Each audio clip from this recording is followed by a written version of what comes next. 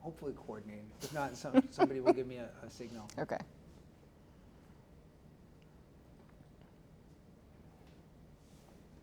Yeah, I'll just try not to get too long-winded, and if I do, just cut me off. And that way you can get to all the stuff. Just noticed the clock is counting the wrong way.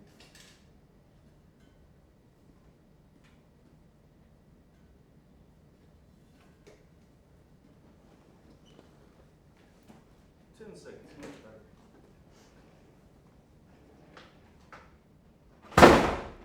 Whoa.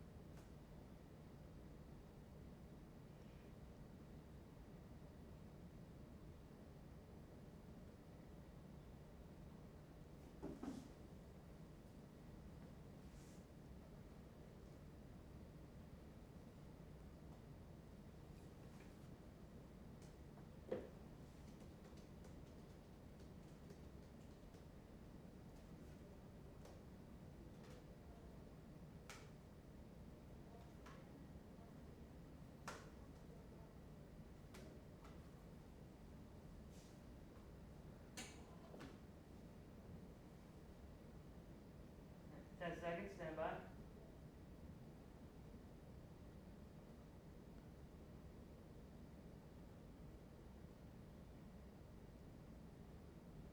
The opinions expressed on this program represent the viewpoints of individual authors or contributors and do not necessarily reflect those of Troy University.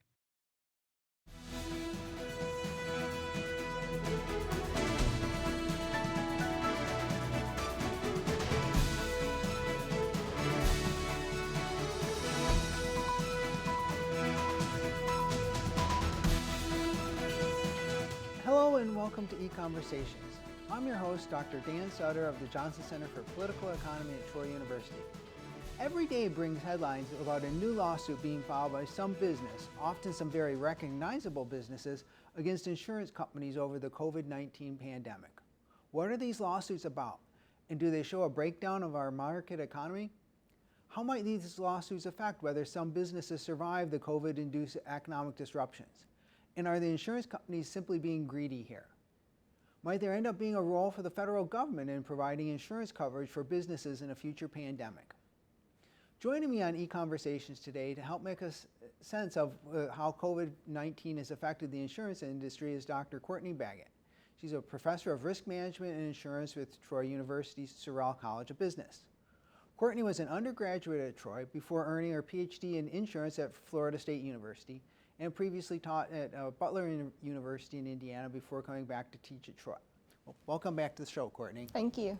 So it seems like things have not only have our lives gone crazy over the past 6 months, but suddenly now everybody seems to be suing insurance companies. I mean, everybody, meaning everything from like professional sports teams and minor league baseball to casinos from Las Vegas. So tell us a little bit, what's going on here? Why are these lawsuits happening? Well, everyone at this point, not everyone, but a lot of businesses are suffering. And I think that's certainly something that society and the insurance industry is sympathetic to. But what we're seeing is businesses filing these lawsuits in hopes that they will be able to force the insurance company to pay under their business income coverage. So essentially, because they had to shut down because of COVID, and in many cases because they were mandated to shut down by the state, they had this significant loss of revenue. You know, if you think of restaurants that had to shut down or bars, in many states that was across the board, and it lingered. So those businesses went without income, and that is traditionally what business income would pay for is a loss of income. There are some significant differences between a pandemic and a fire at a restaurant,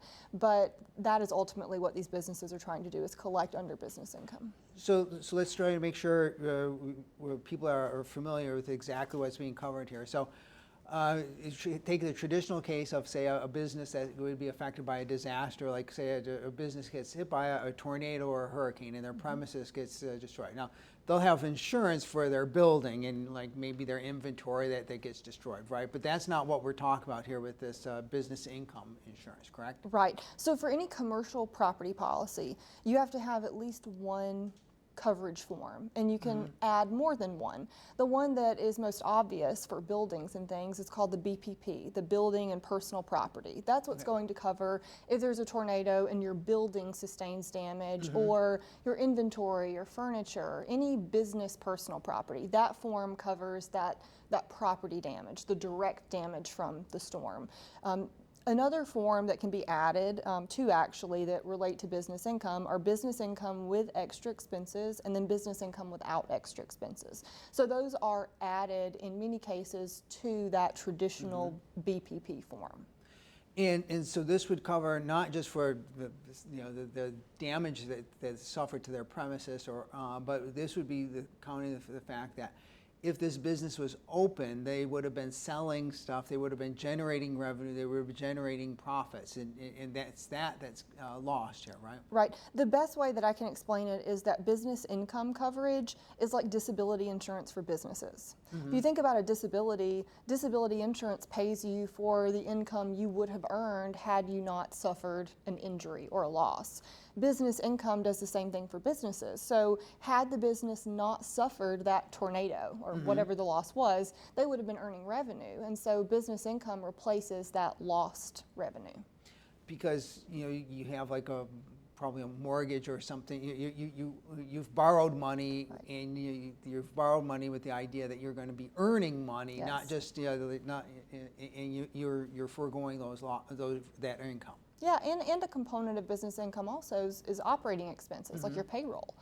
So when you look at what you lose and what business income evaluates when it's time for you to file a claim, they're looking at the net income that you had before you suffered a direct physical loss to your property, what you likely would have earned had the loss not occurred, as well as your operating expenses. And they use a lot of different resources to evaluate that number. They look at your financial statements, your accounting procedures, any active contracts you have, bills that you have had, to try to come up with an accurate estimate for how much you truly lost during that period. And there might be disputes over exactly how much this would be covered, and there sometimes can be litigation simply about how much income or how much revenue a business might have missed out on. Right, because what's not covered is a business assuming that they were going to have this big surge in revenue because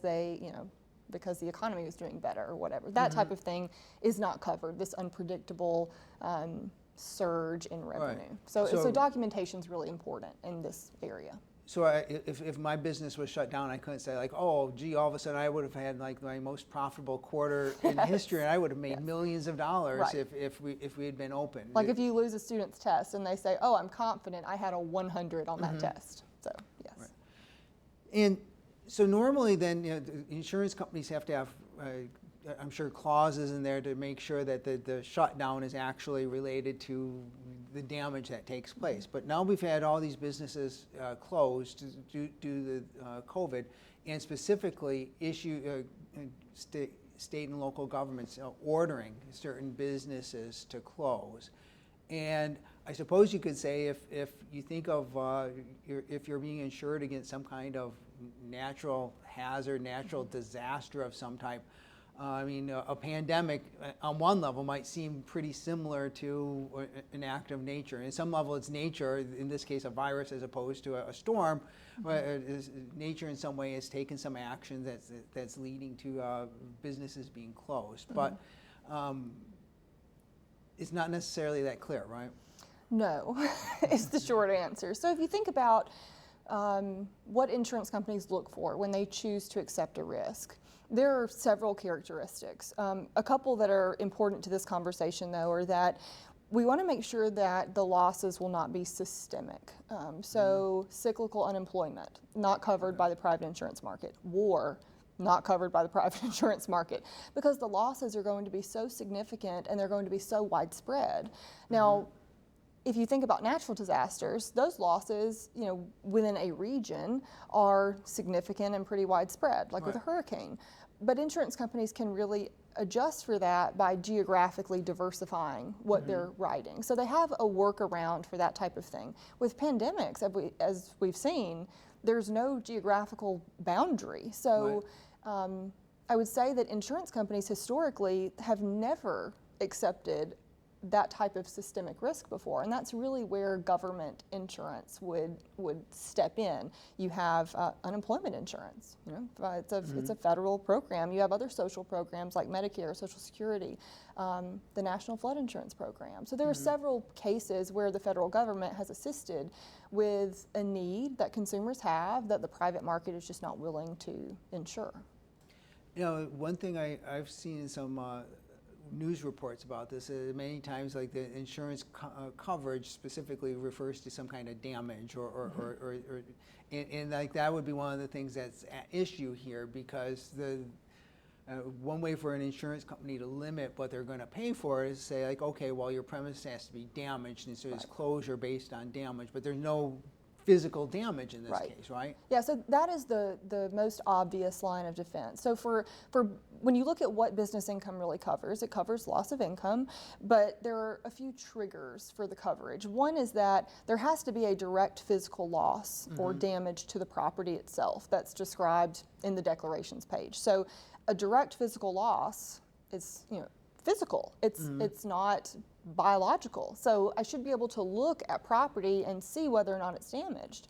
Well, a virus doesn't damage property. There was actually a case in New York as I was getting ready for this, and it's one of the only lawsuits that have actually been settled at this point. So it was a publisher that sued their insurance company. This is in the state of New York, and the district judge sided with the insurance company, essentially. So she said that it damages lungs. It does not damage printing presses. Because their argument was, well, the virus did cause direct physical damage to the printing presses, and the judge said, no, it doesn't. It hurts you, but it doesn't actually hurt property. She went further to say, but New York law is clear that this kind of business interruption needs some damage to the property. You get a gold star for creativity. And that's one of the only cases, though there are a lot right now pending, that has actually been settled. There were also a couple in Michigan. There were restaurants in Lansing. Similar story. The judge sided with the insurance company. That has always been a component of business income insurance. Not only does there have to be direct physical damage to the property, that whatever damage to the property has to be a covered peril. So even if we assume for a second that, yes, okay, let's say that a virus actually causes direct physical damage, there's a pollution exclusion in business income policies, and contaminant is the word that's used in that exclusion, and contaminant includes viruses and bacteria. Furthermore, most business income policies most states that use ISO forms, which is just an organization that actually puts together these coverage forms. After the SARS outbreak in 2003, this was a very similar conversation then. And so ISO came out with an additional endorsement that further clarified their exclusion. And the title is something like Exclusion of Loss Due to Virus. And so in most states that use ISO forms, that's a mandatory endorsement on this policy. So it's no for a lot of reasons, right? It's just not something that this coverage was ever designed to cover.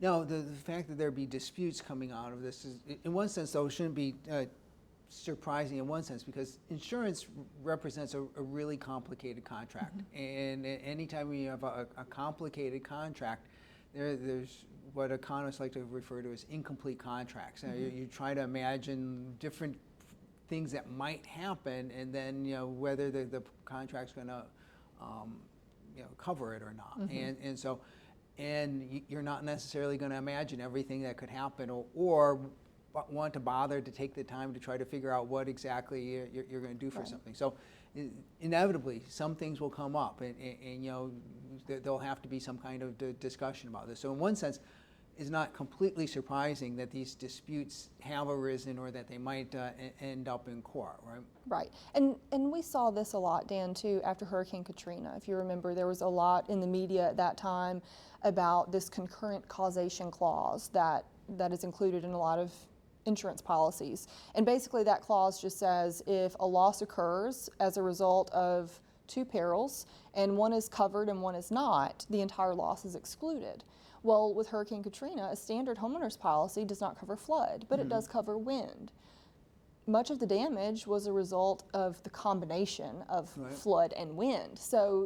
So many cases went to court after Katrina. In most cases, the language in the policy held up. There were some that did not, and what we do see consistently from the insurance industry is that when a legal decision is rendered that affects the industry, and when it surprises the industry, they will further clarify in their contracts. And so that's what we expect to happen with this. Right, so I mean, you get, when there is something that happens and it's not completely clear, if the parties can't come to some agreement on their own, I mean, that is sort of like the role for courts. Sure, to step in and actually provide some kind of peaceful resolution of these issues based on principles of law. And then, of course, the parties can always come back afterwards and say, well, okay, that's not really what we would like to have going forward, right? Yeah, that's not what we intended. So let's further clarify. And we did see that. Some companies had very slightly different clauses for concurrent causation, and so some of those held up and some did not. And what we saw was just a readjustment from industry to make sure that it's very clear what the industry intends to cover with this kind of policy. And from many business owners, especially if they have a insurance policy that says sort of like all hazards insurance, you might well think like, okay, well, this is a hazard, it's a hazard to my business, shouldn't I be covered? So you can understand in some sense, perhaps why some business owners would be frustrated if they're told that something's going to be excluded. This reminds me so much of the aftermath of Hurricane Katrina, because this is the same story, right? People, well, I pay my homeowner's insurance, and here I am needing coverage, and after I've been paying my premiums for 20 years, now you don't want to pay my loss. And it feels very unfair, but really it's not. The insurance companies are providing coverage for exactly what they charged you premiums for. It is just a difficult issue when you see people who have children and elderly parents, and they're really struggling as a result of this pandemic. But it doesn't change the fact that the insurance contract was really never intended to cover those types of losses. We'll get into this a little bit more, but I mean, the insurance companies weren't charging premiums with the intent of trying to cover any of that. So I mean, we have this ongoing litigation, but one of the things that some states, when it seemed like insurance companies were going to exclude this, attempted to pass or considered, I don't think anybody actually passed a bill, considered legislation or possibly regulation through their insurance commissions to force insurers to pay these bills. And so tell us a little bit about it was really startling to me to see states try to retroactively force insurance companies to do something that very clearly was never intended to be done under this contract. And it should be concerning for all of us that enter into contracts. I think that the argument is going to be that it's unconstitutional, to force a party to do something which in the contract they explicitly said they weren't going to do. I also have not seen where any states have actually passed anything. I think that this was probably more of a political tactic to try to get insurance companies to the table, and we saw this more. There's a coalition. The acronym is BIG, B-I-G, and they sort of organized this blackout on New York Times, you know, where they, for a minute, they shut down all of the screens, and it was in honor of people who were suffering from COVID. And then there was this video after that calls on insurance companies to just do the right thing. And I read an article where they made calls to, you know, people in politics, and de Blasio, the mayor of New York, was one of them, and they were explaining their concerns about COVID and business income. And so as a result of that, de Blasio, when he announced the the mandated shutdown, he actually included language there that said something to the effect of, this causes a direct physical loss to property. And when they were questioned about it, the mayor's office said, well, we had talked to a lot of people who were concerned, so we thought we would, you know, throw that in there to help people, because the insurance policy says there has to be direct physical loss. So I think this has certainly become politicized. Yeah. Well, and then there's also, it's enough of a loss after the fact that Sure. people have an incentive to Right. to go to court to try Yeah, to I see mean, if as they a can get it. policyholder, what do I have to lose? You know, and as a plaintiff attorney, I have everything to gain, you know, if I can get insurance companies to pay out these claims. Well, I mean, you know, some of these cases are, like you said, that they're already being decided in the courts, and that this will work through the courts. I mean, certainly it's sad in one case, because it might be a matter of bankruptcy, survival or not, for some of the businesses as to whether or not they can get their losses covered. But if by and large courts decide to rule in favor of the policyholders and against the insurance companies, that would have an impact It would, as well, right? yeah, it would have a detrimental impact to the insurance industry. And, you know, from the standpoint of, you know, someone who just watches business news pretty often and stays engaged, it's odd to me that that we would consider sacrificing one industry for the sake of another industry, you know, small businesses. Because I think people forget that insurance companies are businesses.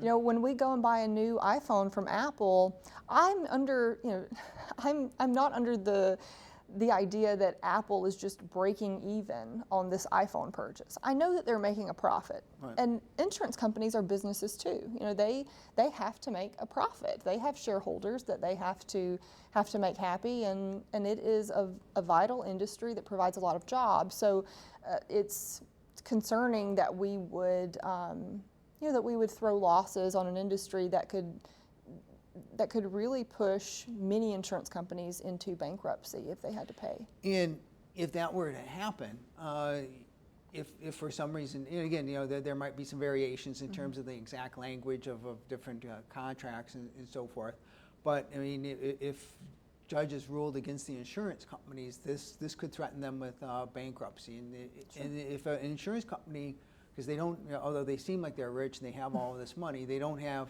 all the money in the world. Right.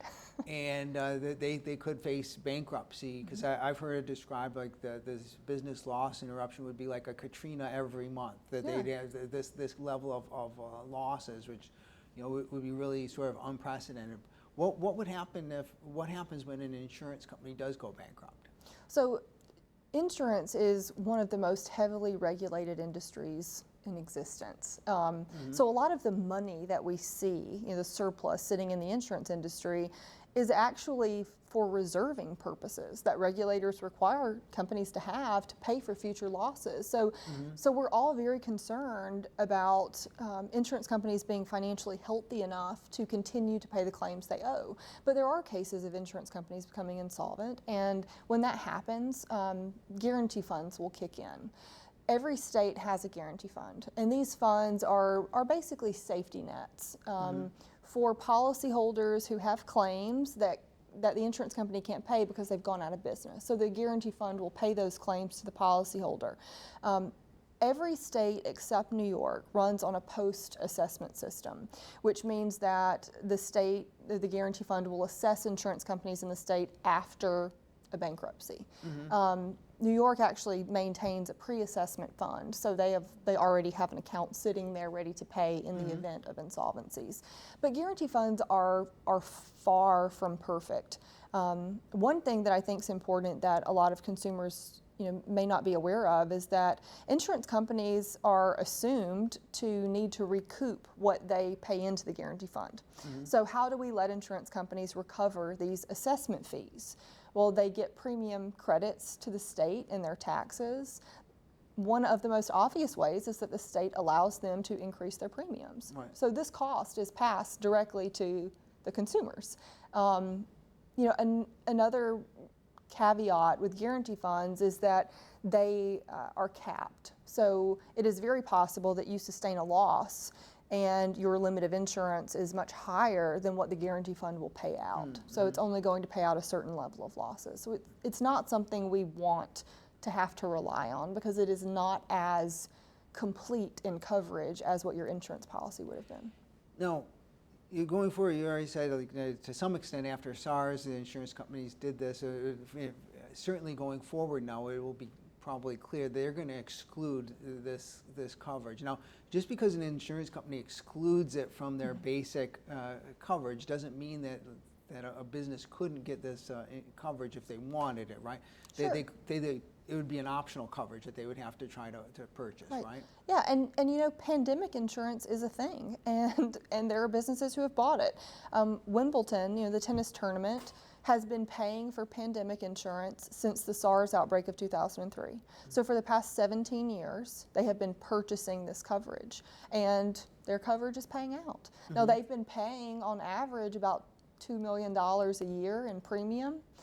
I don't think that most business owners would be interested in paying the premium that it would cost for this kind of coverage. But for those who are interested, the coverage already exists.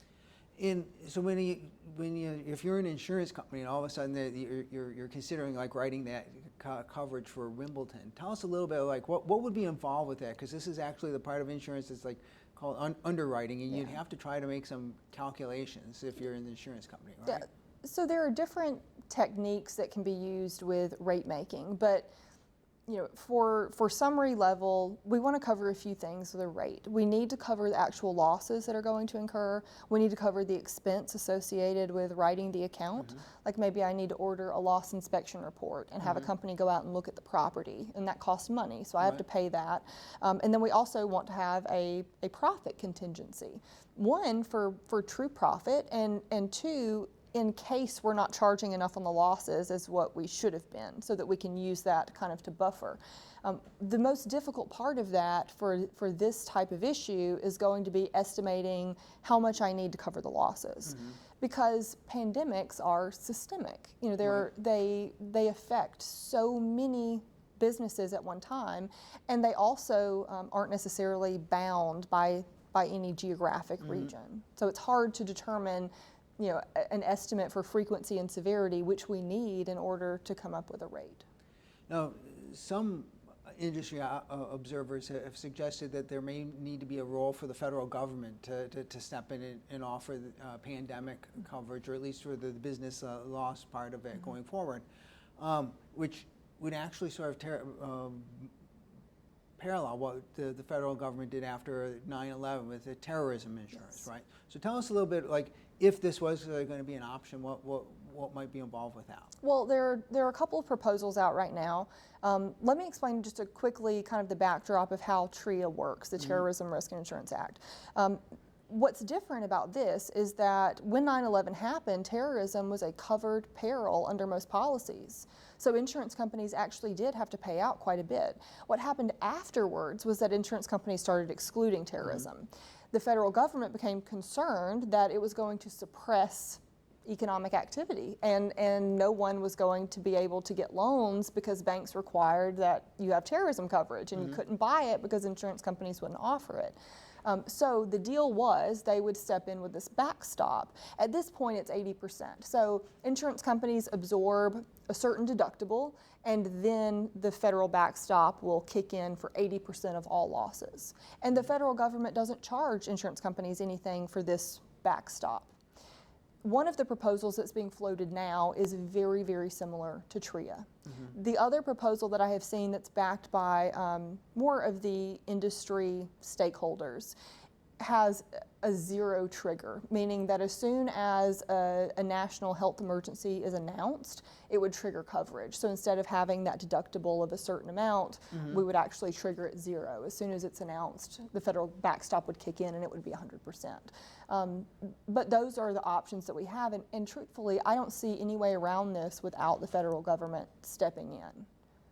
So, part of that would probably simply because other lines of insurance, when you talk about life insurance, there's all kinds of like data you can look at to try to estimate these risks, but we really don't know what these risks might be going forward, and especially given in some sense what we've seen has been so unprecedented, right? Right. And any final thoughts? I would just say that I think this is a tough time for the insurance industry. I think that it's important to find a good agent, to make sure that if you're a business and you're buying insurance, if you don't understand your policy, make sure you're using an agent that does understand it, that can help you determine whether or not you have coverage for this sort of thing. Well, thanks so much for coming on the show and explaining some of this. It's a very complicated but important topic. And thanks for joining us. Join us again next time for another EconVersations.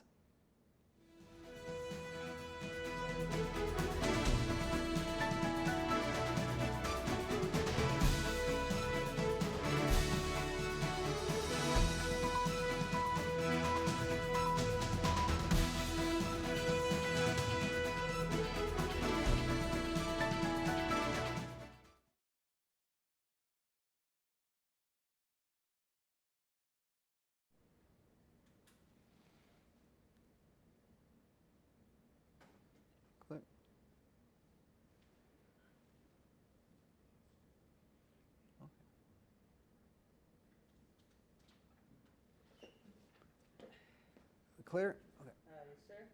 Yes, sir. Okay. So I'm just going to do a promo. You can get you can. Do you want me to sit or go? No, you can take off if you want. Okay. It doesn't matter one way or another because I'll zoom in. But if you want to, okay.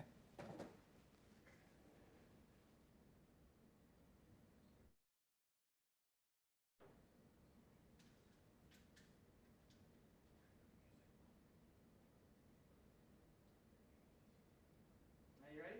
Yep. All right. Stand by.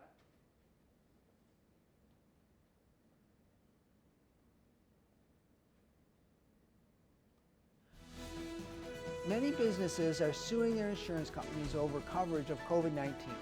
What is at issue in these cases, and how might the economic fallout of the pandemic affect everyone? I'm Dr. Dan Sutter of the Johnson Center for Political Economy at Troy University. Join me on the next EconVersations when we'll be talking about who will pay for business losses from the COVID shutdowns.